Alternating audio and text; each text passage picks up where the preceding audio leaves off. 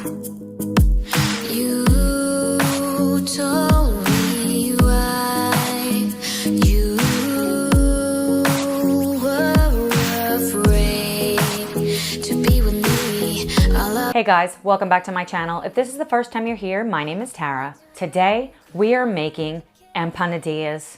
Super delicious, so incredibly easy to make. Last week we made a beef roast inside of our Instant Pot. If you missed that recipe, I will link it up in the cards and also in the description box below so you can check that out afterwards. But we are going to be using the shredded beef from that recipe inside of these empanadillas, so it could not be any simpler. If you've already eaten up all of your beef roast from last week, you can also just use either ground beef in here, shredded chicken, or a different type of shredded beef. Use any kind of leftover meat that's shredded inside of this recipe, so it is very customizable. Before we get started, if you have not already, I would love for you to be a part of this community. You do that by hitting the red subscribe button that's right below this video. Next week, we are making a lentil tomato soup. You do not want to miss this recipe. Be sure to click the bell icon. That way you're notified each time I post a new video. If you guys are ready to make super delicious empanadillas,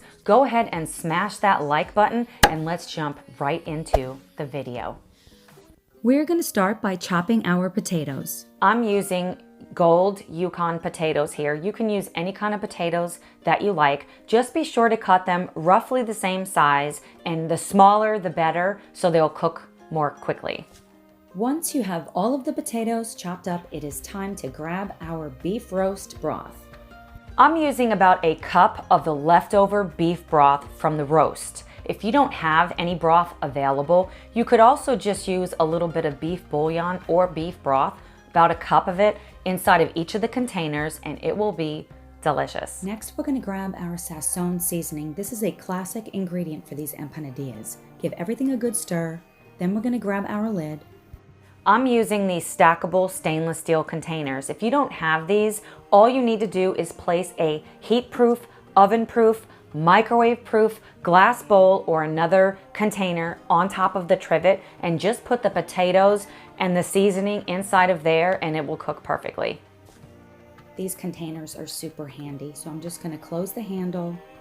I'm going to put about a cup of water inside of the Instant Pot, and then I can place this just directly in without a trivet. If you don't have this, put a trivet down with the bowl or whatever you're using. We're going to close the lid, make sure the silicone ring is on, and I'm setting it for 8 minutes. We're going to allow 10 minutes of natural pressure.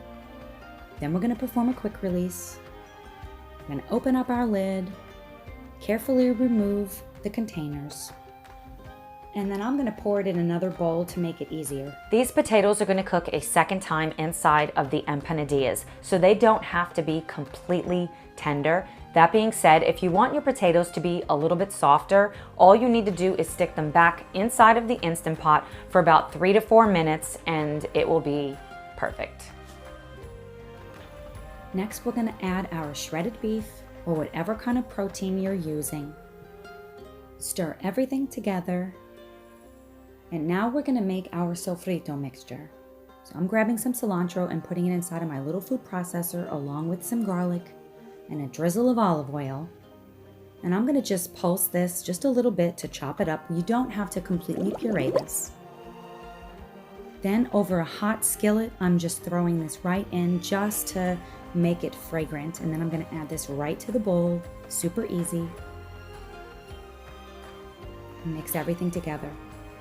To keep this recipe super simple, I'm using store-bought discos. If you can't find these at your local supermarket, they are also available online at places like Amazon, and they come in either a white or a yellow variety in the size I'm using here or in a mini size. There is no difference between the white and the yellow variety except the yellow has annatto in it. Next, we're going to place our discos on top of our cutting board and add about a couple of tablespoons of the mixture. I'm also adding some chopped up olives. This is optional but highly recommended. I find it's easier to have wet hands when working with empanadillas. You want to make sure you press down firmly all around the edge and then take a fork so you can crimp all along the outside edge. This not only keeps the empanadillas from opening up when they're cooking, but it's also pretty.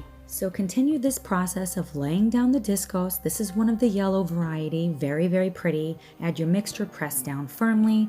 Use the fork to crimp the edges. Super simple, and it makes it so incredibly pretty.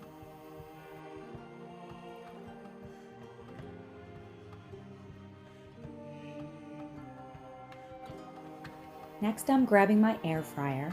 Traditionally, empanadillas are deep fried. Go ahead and deep fry them if that's how you like it. To keep these healthier, I'm going to air fry mine. If you don't have an air fryer and you don't want to deep fry, you can also just bake them inside of the oven and they will still be delicious.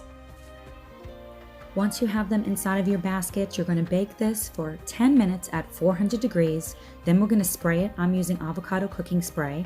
Cook it for another 5 minutes, and then we're going to flip them over, spray them again, and cook them for an additional 5 minutes. I love for mine to be super crispy. You can cook yours less if you want it to be less crispy. These empanadillas freeze beautifully. You can either freeze them before you cook them or after you cook them. I highly recommend making a double or triple batch. That way, whenever you feel like having one, they're right there in your freezer. I can't wait to hear what you think about this recipe. You guys are gonna wanna check out my busy work week playlist. I'm gonna leave it right here for you. Go ahead and click the video on the screen and I will see you over there.